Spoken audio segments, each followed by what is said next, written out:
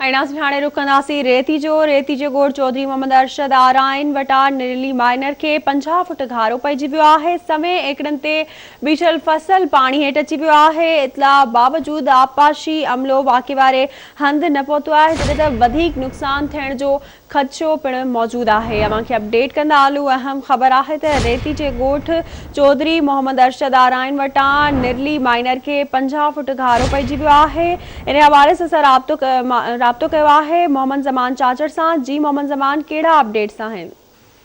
जी, अॼु सुबुह जो जेको आहे खेंजू जे वेझो जेको आहे ॻोठ अरशद आराई आहे, उन खे नरली माइनर खे 50 फुट घारो पियो आहे ऐं पवण खां पोइ सभनि जी तादाद में ॻोठाणा आहिनि पंहिंजी मदद पाण ते बंदि करे रहिया आहिनि ऐं हिन महिल ताईं इतला बावजूद जेके आबपाशी अमलदार आहिनि उहे पहुची न सघिया आहिनि ऐं उन घारे वारे हंधि जेका वेझो ॻोठ आहिनि, मुख़्तलिफ़ काफ़ी ॻोठ आहिनि, उन्हनि में जेको कणिक जो फसल पोखियल आहे उहो बि पाणी हेठि आहे। जी ठीक है, वरी मेहरबानी अव्हांजी अपडेट करण लाइ।